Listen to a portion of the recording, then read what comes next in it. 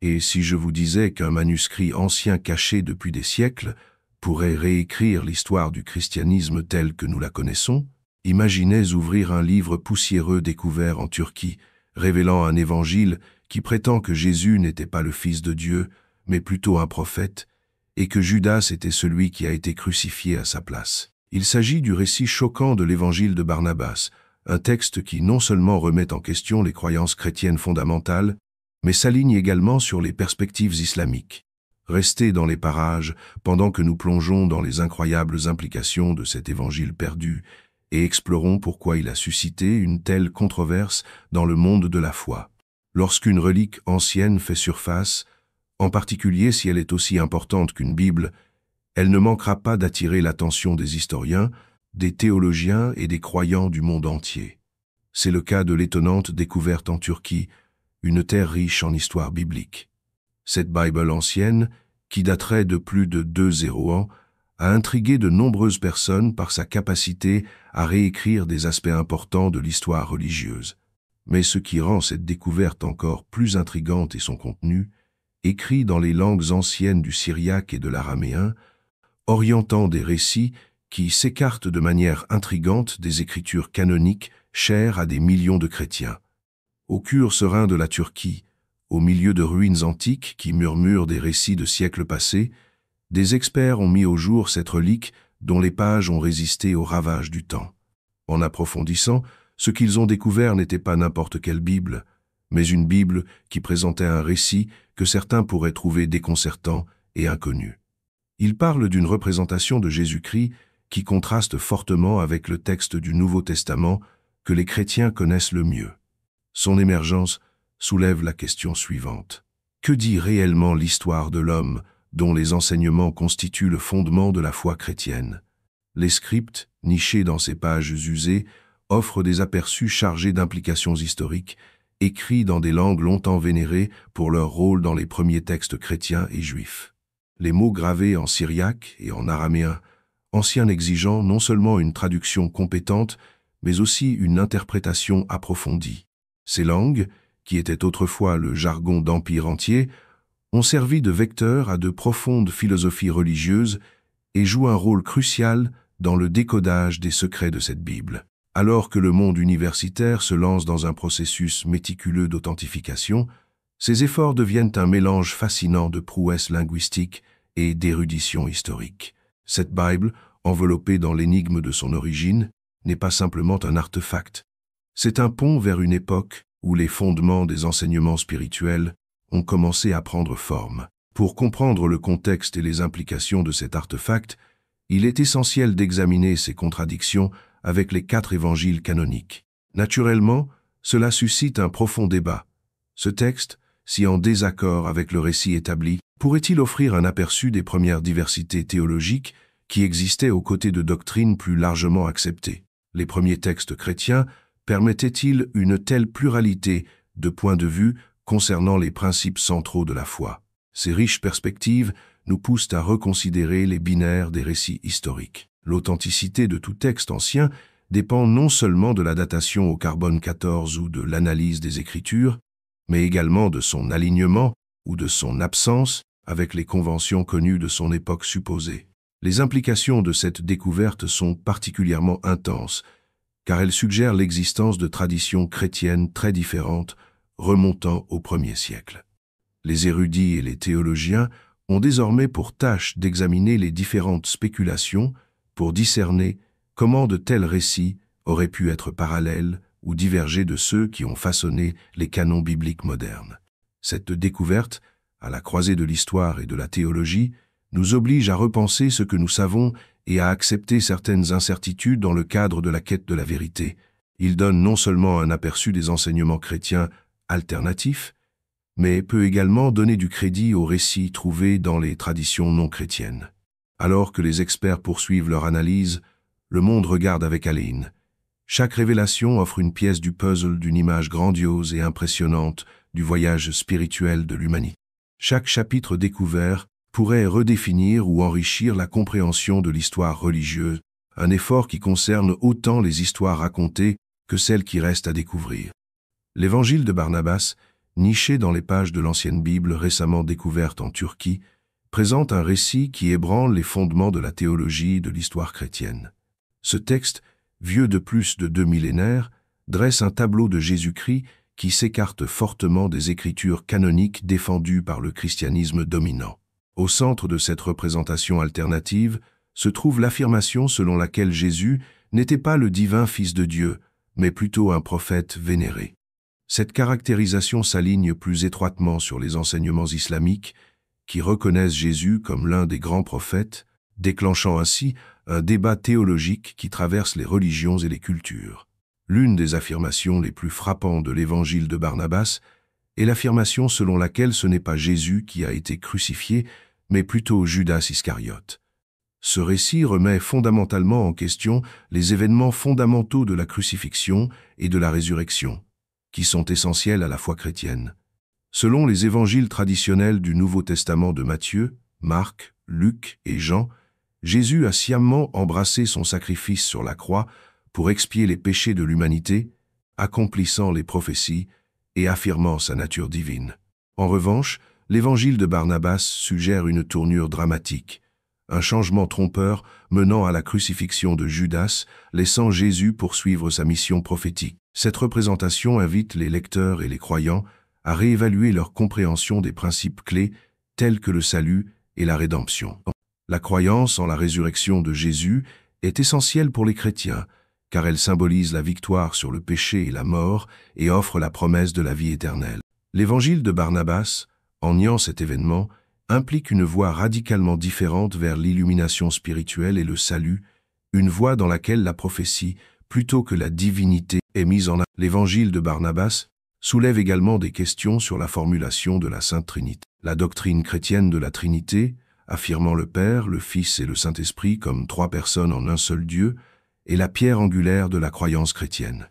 Le traitement de Jésus, comme un simple prophète dans ce document, conteste intrinsèquement le concept trinitaire, ce qui entraîne de profondes implications pour ceux qui sont inébranlables dans cette doctrine. Le texte incite les croyants à rechercher des connaissances théologiques plus approfondies et encourage des discussions ouvertes sur la multiplicité des interprétations au sein de la tapisserie de l'histoire chrétienne. Ce texte controversé a non seulement suscité des débats parmi les théologiens et les historiens, mais a également attiré l'attention des communautés religieuses du monde entier. Le récit qu'il propose résonne avec les enseignements islamiques, qui décrivent Jésus comme un prophète important mais non divin, offrant ainsi un terrain d'entente avec la théologie islamique. Par conséquent, l'évangile de Barnabas alimente le dialogue interreligieux, invitant les érudits et les croyants à revisiter les Écritures anciennes et à explorer leur signification à travers différents paysages religieux. L'existence d'un tel texte nous oblige à réfléchir à l'influence des récits historiques sur les croyances modernes. Cela pose la question de savoir comment les doctrines religieuses ont pu être façonnées, modifiées ou supprimées au cours de siècles de débats théologiques et de gouvernance institutionnelle. Cette découverte, issue des anciennes terres de Turquie, joue un double rôle de pont et de barrière entre les religions, remettant en question les opinions bien ancrées, tout en ouvrant la voie à l'unité et à la compréhension. À mesure que nous approfondissons les complexités et les implications potentielles de l'évangile de Barnabas, nous anticipons un éventail de réactions religieuses et historiques, chacune ajoutant des couches au dialogue multiforme que cet ancien manuscrit a initié. La découverte de l'évangile de Barnabas dans une ancienne Bible turque a déclenché une tempête de discours religieux et historiques, suscitant des réactions allant du scepticisme à la profonde curiosité. Ce chapitre dévoile les réponses multiformes des autorités religieuses et des historiens, alors qu'ils s'attaquent aux implications de ce texte controversé. Dans les cercles chrétiens, en particulier au sein des institutions établies qui adhèrent strictement au Nouveau Testament canonique, il existe un malaise palpable à l'égard de l'évangile de Barnabas. Pendant des siècles, les croyances entourant Jésus en tant que Fils divin de Dieu, qui a subi la crucifixion puis la résurrection, ont constitué la pierre angulaire de la théologie chrétienne. Par conséquent, tout récit qui mine cette doctrine se heurte à une réfutation rapide. Les autorités chrétiennes rejettent fréquemment le texte comme étant apocryphe, suggérant qu'il s'agit d'un faux ultérieur, plutôt que d'un véritable récit de l'Antiquité. Ils soutiennent que son manque de preuves manuscrites anciennes et son écart par rapport aux textes évangéliques acceptés le rendent peu fiable. De plus, l'absence de l'évangile de Barnabas dans les premiers écrits et conciles chrétiens, qui ont méticuleusement conservé le canon biblique, approfondit encore le scepticisme quant à son authenticité. En revanche, dans la théologie islamique, la représentation de Jésus comme étant uniquement un prophète résonne étroitement avec la doctrine établie. L'islam reconnaît Jésus comme un prophète important mais non divin, ce qui s'aligne plus confortablement sur le récit fourni dans l'évangile de Barnabas. La suggestion selon laquelle Judas a été crucifié à la place de Jésus correspond également aux enseignements islamiques, qui affirment que Jésus n'a été ni crucifié ni mort, mais qu'il est monté au ciel. Cet alignement fournit un point de connexion intrigant entre le texte et les croyances islamiques, invitant au dialogue interreligieux et à l'examen de la manière dont les récits transcendent les frontières culturelles et religieuses. D'un point de vue historique, la réception est tout aussi diversifiée. Les chercheurs débattent des origines du texte, certains affirmant qu'il pourrait être un produit des périodes médiévales, reflétant des tentatives syncrétiques visant à relier les récits entre l'islam et le christianisme en période de tension ou de coexistence. D'autres soutiennent que le texte pourrait refléter les premières sectes chrétiennes divergentes dont les enseignements s'écartaient de l'orthodoxie dominante. L'évangile de Barnabas sert ainsi de portail pour étudier comment les premières communautés chrétiennes auraient pu être bien plus diverses sur le plan idéologique que ce qui est traditionnellement admis. Les critiques du texte invoquent également des anachronismes et des incohérences internes pour remettre en question sa crédibilité. Ces problèmes compliquent son acceptation en tant que morceau authentique de la littérature chrétienne primitive. Néanmoins, son existence provoque une réévaluation provocatrice des processus par lesquels les textes religieux sont canonisés ou, à l'inverse, exclus comme hérétiques. En résumé, les réactions religieuses et historiques à l'évangile de Barnabas soulignent un débat plus large sur la nature de la foi, de l'autorité et de la vérité historique. À mesure que les discussions évoluent, cet évangile constitue un rappel vivant de l'interaction complexe entre les récits religieux divergents et l'interprétation en constante évolution des textes sacrés. Il invite les croyants et les universitaires à explorer les implications des récits alternatifs pour la foi contemporaine et la compréhension historique, ouvrant la voie au débat sur le contrôle et le pouvoir raconté dans le chapitre qui suit. Tout au long des annales de l'histoire religieuse, la quête du savoir a souvent été tempérée par les doctrines qui régissent les institutions sacrées. L'idée de connaissance interdite n'est pas nouvelle. Pendant des siècles, ceux qui détiennent le pouvoir de façonner les systèmes de croyance ont conservé les textes religieux, décidant quels récits verront le jour et lesquels resteront cachés dans l'ombre. Cette conservation n'est pas simplement un acte de sélection, mais un processus délibéré visant à façonner la conscience spirituelle de la société selon des dogmes définis. L'évangile de Barnabas, dont l'émergence met en avant les murmures d'un savoir oublié, sert de rappel critique de ces dynamiques de pouvoir. Cet évangile remet en question les principes fondamentaux du christianisme en proposant un récit dans lequel Jésus n'est pas divin, mais est plutôt décrit comme un prophète, à l'instar de la façon dont il est vu dans les enseignements islamiques. De telles affirmations sont tout sauf bénignes. Ils ébranlent le noyau même des convictions religieuses établies et se heurtent souvent à une fervente résistance. Tout au long de l'histoire, l'étiquette, apocryphée, a été utilisée comme un outil d'autorité, son application déterminant quels textes sont considérés comme canoniques et lesquels sont relégués dans le domaine de l'obscurité. Cette étiquette n'est pas simplement une classification, mais un jugement, une décision selon laquelle certaines idées sont trop provocatrices, trop révolutionnaires ou trop contradictoires avec les doctrines acceptées pour qu'on leur accorde du crédit ou une plateforme. En effet, le pouvoir de contrôler les récits religieux a de profondes implications. Cela crée une interprétation monolithique de la spiritualité qui peut exiger le conformisme et faire taire les voix dissidentes. Dans les conciles anciens, comme ceux de Nicée ou de Trente, les dirigeants armés de convictions théologiques différenciait l'orthodoxie de l'hérésie, souvent dans l'intention d'unifier la croyance sous une seule bannière. Pourtant, dans le cadre de ces décisions, certaines histoires, versions et interprétations, avec leurs vérités complexes et souvent désordonnées, ont été abandonnées dans l'arène de l'arène, Connaissance Interdite, entrée dans l'évangile de Barnabas, dont le voyage sous les projecteurs offre une occasion unique de réfléchir à la façon dont les récits ont été formés et réformés au cours des millénaires. Son existence oblige à réexaminer les récits historiques en montrant qu'il existait effectivement de multiples histoires, chacune avec sa propre lentille à travers laquelle les adeptes expérimentaient leur foi. La présence même d'un tel texte incite à reconsidérer ce qui a été déclaré comme vérité définitive, en illustrant que les conteurs de l'histoire, ceux qui contrôlent le récit, peuvent façonner les perceptions de manière profonde.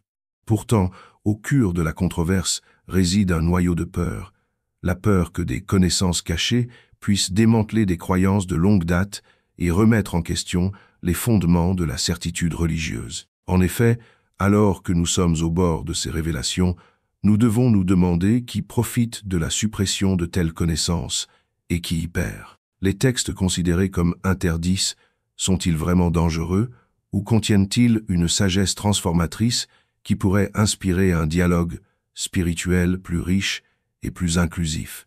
La découverte de l'évangile de Barnabas témoigne de la complexité de la foi et nous rappelle que la quête de la vérité implique souvent le courage d'explorer au-delà des frontières fixées par la tradition. À mesure que nous approfondissons les implications de cet ancien manuscrit, nous nous retrouvons plongés dans un dialogue séculaire, où la quête de la vérité est un effort éternel. Cette quête nous met au défi de repenser, de remettre en question et de redécouvrir ce que nous croyons être les vérités ultimes de notre existence, nous encourageant à regarder au-delà de ce qui a été transmis, à trouver les récits cachés qui pourraient détenir la clé d'une compréhension plus complète de notre héritage spirituel.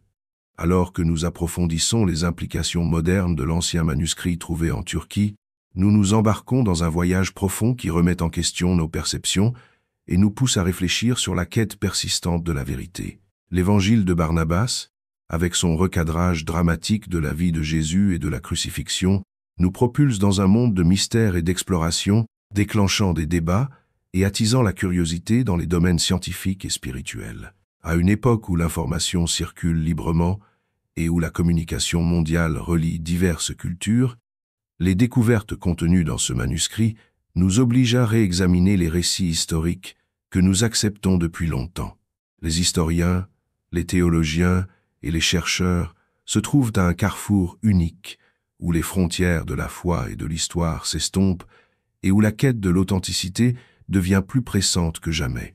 L'évangile de Barnabas présente un récit qui exige une enquête rigoureuse, nous exhortant à nous aventurer au-delà des doctrines acceptées et à explorer le labyrinthe de l'histoire religieuse avec un cœur et un esprit ouverts. Même si le scepticisme peut naturellement surgir, on ne peut s'empêcher de réfléchir aux possibilités qu'ouvre un tel texte. Chaque tradition religieuse a ses histoires apocryphies, celles laissées en marge par les autorités dominantes de l'époque, et cette découverte nous met au défi d'écouter les murmures de l'histoire. Se pourrait-il que des voix comme celle de l'évangile de Barnabas offrent une sagesse cachée ou des perspectives qui ont été rejetées en raison des dynamiques de pouvoir dominantes, comme explorées dans le chapitre précédent? Ce faisant, cette découverte met l'accent sur la fluidité de l'histoire et le rôle de l'interprétation et du contexte dans la formation de nos croyances. La signification de cet évangile s'étend au-delà des débats théologiques, suscitant d'importantes conversations sur la nature de la vérité à l'ère moderne. En s'attaquant à son contenu, les chercheurs contemporains sont encouragés à adopter une approche holistique de la spiritualité qui valorise l'humilité et l'apprentissage continu. Ils nous enseignent que la recherche de la vérité n'est pas une destination mais un voyage perpétuel, un chemin qui nous invite à engager le dialogue, à rechercher la compréhension et à respecter les diverses convictions. De plus, cet ancien manuscrit met en évidence notre responsabilité collective de rester curieux et perspicace. Dans un monde submergé de données, de désinformation et de discours concurrents, la recherche de la vérité devient de plus en plus une entreprise communautaire. En maintenant un dialogue ouvert et en remettant en question les normes établies, nous entretenons une culture sociétale riche de pensée critique et de respect des diverses perspectives. L'Évangile de Barnabas sert ainsi de miroir, un appel à l'introspection et à l'exploration, reflétant notre volonté de percer les mystères et de réévaluer les principes qui façonnent notre paysage spirituel. En tant que chercheurs modernes de la vérité, il nous est rappelé que notre voyage est à la fois individuel et collectif, alimenté par un mélange de foi, de raison et d'empressement à redécouvrir les profondeurs de l'histoire humaine. Dans cette optique, l'Évangile de Barnabas n'est pas seulement un artefact ancien, c'est un phare qui nous encourage à élargir notre compréhension, nous invitant à chercher, à demander et à ne jamais cesser notre quête de la vérité qui transcende le temps.